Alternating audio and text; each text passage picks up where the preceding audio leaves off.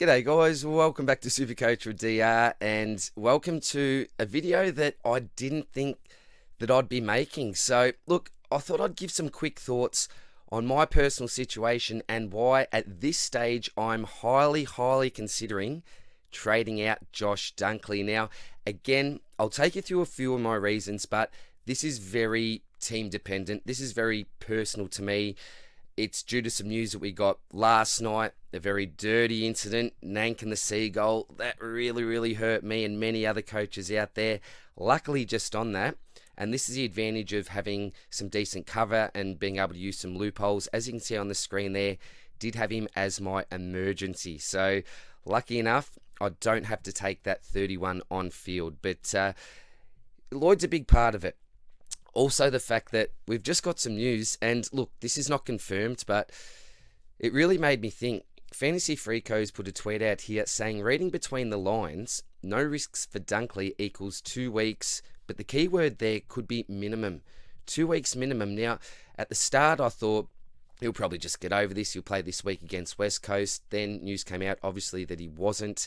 And it's not just a cork as well. It's more than a cork. So we've seen what happened with George Hewitt last year. I hope that's not the case. And look, there's a chance that he could come back after this week. I'm really not too sure. But this does have me slightly concerned.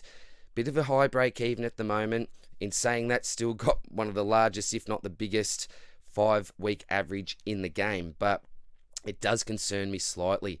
We've got, 8 weeks left of the season. How long can we carry him for? We've got SuperCoach finals coming up. There's a few leagues, a couple of cash leagues that I really need to either claw my way into a spot or solidify my spot in the 8. So there's a lot happening at this time of the year. So this does have me concerned here. And Michael Whiting, the fish, is really good when it comes to his Brisbane news. So that does slightly concern me. Now, we'll get to my team here. Now, the issue for me is, and I've got 4 trades left at the moment with 44k in the bank, also got a boost. I won't be using that boost, which is unfortunate. Got to get over that. But anyway, we'll go down so we can see the full team here. So as you can see this week, Dunkley's obviously out, and we've got Windhager covering. Usually Himmelberg, Sheasel type is going to be that 23rd man. But I thought this week, take advantage of a loop. Lloyd playing the first game, bit of a pod, so just in case something like this happens, we'll chuck him there. But what this means is with Dunkley out as well and not taking Lloyd's score, and I thought, look, I'll most likely take that score. Luckily, though, I had it there. It means that Windhager is going to be coming on to cover. And with Lloyd concussed, he's definitely going to miss next week. And if Dunkley's out for at least 2, then he'll be missing for this week and next week as well. And that means that Windy's going to be my cover. Now, I wanted my cover to be the Himmelberg types, but with 2 premiums out, and you use that almost loosely with a Seagull, don't you? But he was looking bloody good, wasn't he? Which is frustrating, but Dunkley's certainly a premium. So let's just call them 2 premiums out, and Windhager covering for the next 2 weeks. How many points am I going to lose there? Am I going to lose out too many spots in the rankings? It's really tight, and I'll take you through a slide in a minute which shows you how tight it is in the top, say, 8 to 1k. This is in the overall rank. So that's the issue for me. How many points lost will it be having Windhager there instead of another premium covering? The risk is that Dunkley's just out this week. Maybe you can live with Windy just for the 1 week cover, and then he comes back and smashes it just like he has for the whole season. On the other side, though, we've seen these injuries linger on. If it's 3 weeks, I think most teams would trade if you in my position with 4 trades. Now, at the moment, there's a couple of things I'm weighing up. Now, I could basically bring in any bloke that I want here for Dunkley. Libba's probably the one that I'd love to bring in. But at the same time, if I trade out Josh Dunkley, I want to get in a really, a player that I'm really happy with my side, someone that I'm not reaching for. As I said, I could pay for anyone, but at the same time, I want to really bank some coin. I could get Dunkley back. I've got 3 trades, but at the same time, that could get me a steal up to somebody, maybe a day up to a Sicily type later on if something strange happens there. There's a lot I'll be able to do with the money that I'll be able to save if I get in this man, Caleb Sarong. Now, if I'm comparing him to Windhager here, And there's really good function that you can use as well. We've got the break evens, everything there. So at this stage, the break even is 77 for Sarong.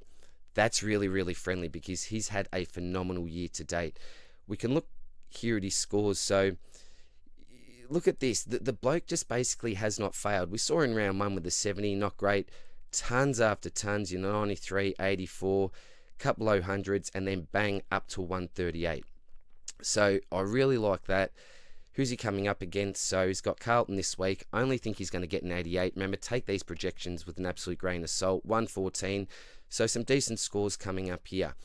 Now, going back to this slide here, you've got Josh Dunkley, who's right at the top, and this in regards to price at the moment. So he is the most expensive midfielder that we've got in the game. If we take a look down here at Caleb Sarong, he's coming in at the 23rd highest priced midfielder. And that's an absolute steal, because if we go to season average here, I think he comes in around number 12. There he is there. So number 12 for season averages, but we're paying for him as the 24th most expensive midfielder. So I reckon I'm getting an absolute bargain here. And the money that I'll be saving, I'll be able to upgrade one of these so-called fake premiums to someone really, really decent. And I've got maybe a couple of weeks to do that. Steele's break-even's pretty low at the moment. Who knows if he'll go above or below that, but he went above that last week anyway. So I'm not desperate to do that this week, but I do think that I need to make a move with Dunkley due to the fact that I'll also be dealing with the Seagull and looking at Wintager as cover for 2 to 3 weeks. The difference in points there is absolutely huge. So I'll just show you this slide with the overall rankings now. So this is showing my dire situation at the moment. 8,216. Total points, 34,873. So we can see all the increments here. I've gone from my position, the 7K, all the way up to 1K. Now my aim, and this is again just very personal to me, is to at least crack that top 5K. From where I came at the start, or I started the season, I think that'd be pretty decent. And would I be happy with that? Absolutely not. But at a minimum, that's where I'd like to finish. And I think it'd be an okay achievement from where I started anyway. So to get there from my current position, I need to make an extra 235 points on the competition. And that can be tough to do. Very similar teams at the moment. This is where using your loops really comes into it. Good captaincy options, having decent cover. And look, the difference between a Wintager and a Sarong, just say over a couple of weeks, let's just say it's 100 points. Well, if you add 100 points, 34,973, well, that gets me at least inside the top 7K, maybe 6,700 and something. I'd be guessing there, and all of a sudden getting closer and closer to the top 6K. So you take 100 points, and I'm just making this up, off that 135. Off that 235, you've got 135 points left to make, and I like that, and I really, really like that. So this is something that I'm just taking into account because this is the personal goal of mine. And I think that by trading out Dunkley to someone that I'm really confident with, like your Caleb Sarong, can really help me to possibly achieve that goal. And just quickly, if you look at the differences here, so you've got from the top 2K to 1K, 34,445 to 35,640. So it's basically, let's just call that rounded up to 200 points there. It's getting tough, isn't it? Even from 2 to 1. From my position to the top 6, 5 range, it's not as much of a hike. So it gets tougher as you get higher up the rankings. But for me, that is just my personal goal. So back to the comparison here, you can see the scores. I'm just much more comfortable with having a Sarong there. And when I'm saying Caleb Sarong, we're not talking about one of these iffy midfielders like a Mills type, one of these cheaper type options. We are talking about one of the elite midfielders of the competition, and his season average really, really does back that up. Was carrying that ankle injury, which I think really hampered him for a few weeks there. But after last week, he's now looking really, really good. And that projected score, as I said, in the 80s against Carlton over in WA, I'm hoping he'll go a lot better than that. Not sure if Carlton have been tagging. May need to send Janeth a bit of a text there. But yeah, I hope that he's going to end the season really, really well. I haven't really got a Freo player in my side, so it'd be nice being able to watch a Freo game, at least cheer a bloke on. So I'm really, really contemplating this highly at this stage. So the trade would be, so out goes Dunks, and again, I'd still have this DPP here with Wintager, so I'd be able to cover, use Himmelberg, etc., etc. So if I did trade Dunkley out, and I won't actually complete this yet because it's a little bit early, and yeah, I'm not absolutely sold on it, but if we'll go Caleb Sarong. There we go, number 8 there. So what's that for total points? So number 8 for total points. That would give me 167k.